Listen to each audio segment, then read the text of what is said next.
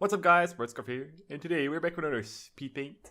Today I'll be speed painting, and with that I mean I'm just digitally drawing, and you're watching this. Why am I explaining this?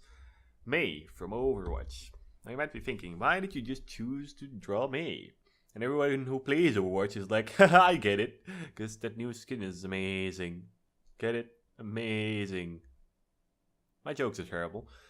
But yeah, this skin, the sole reason why it's amazing is because it's very cute and sexy.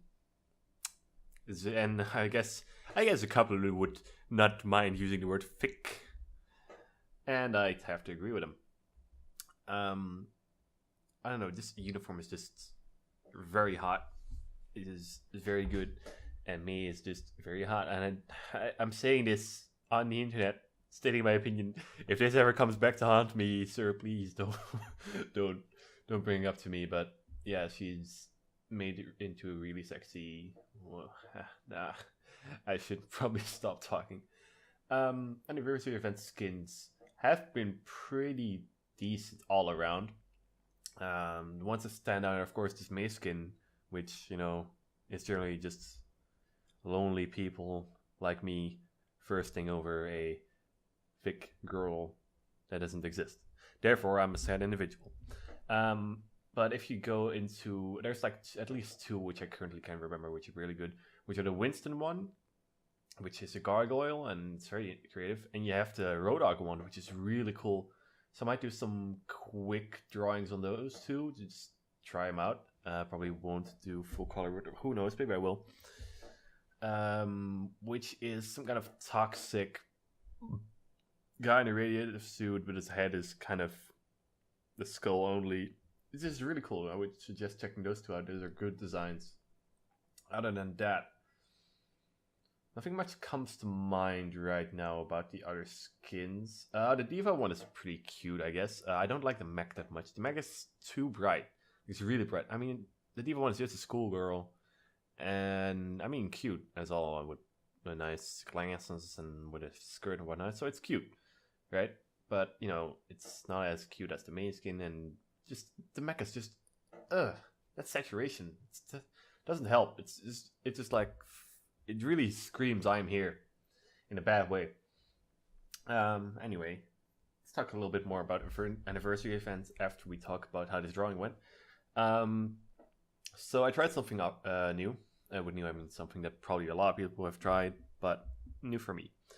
I tried this 3D program, free to use, online. I'll link it in the description, by the way.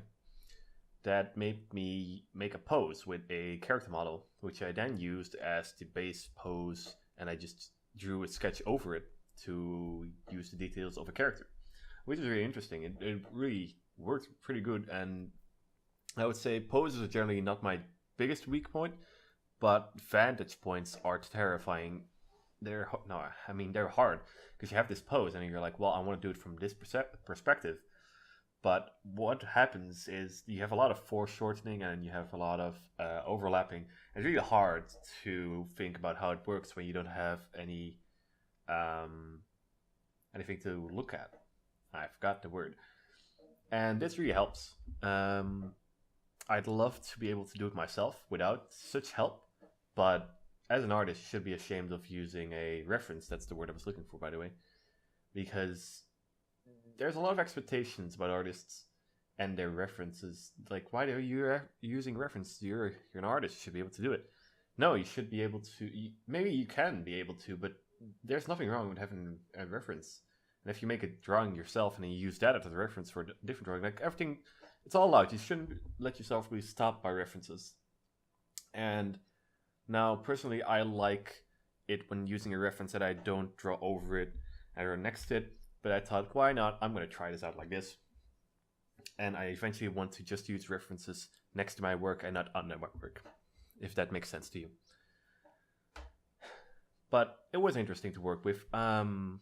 The program I used, I forgot the name again, it's in the description, it missed, I think for me, it missed one at least extra point of turning in the back, because I wanted, at first I wanted a different pose from an entire different perspective with a with her basically being bent over serving lemonade, because I think that's the theme here. She's serving you lemonade, but it was a really difficult perspective and a really difficult to do, and without the back being like turn it in a specific way, it was hard to really find out how it would affect the rest of the body, and I couldn't do it with this model. So I might try something like that again, but was really hard perspective pose to make, and I tried it a couple of times. It just didn't work out. So I went with this pretty basic pose, pretty likable pose. I mean, you can basically do every character in just a bird perspective with like the peace sign, and it'll be good. Anyway, that's that. Oh wow, I really don't have any time left on this video. I wanted to keep these speed paints short as possible because people lose interest real fast. They do, they just skip to the end. Which, you know, by all means, you can do that. You click the video, you skip to the end. But if you want to watch the whole thing, I try to keep it under 10 minutes. 10 minutes is good for ads, but for one, I don't have any. For a second, it's a lot of time to watch this speed paint of a guy who not always knows what to talk about. Yeah, should just be more interesting, right? That's hard. Anyway, thanks for watching. I hope you enjoyed this little drawing of mine. If you want to draw any specific characters, feel free to leave a suggestion in the comments. And yeah, that's it. I'll see you guys next one. Bye-bye.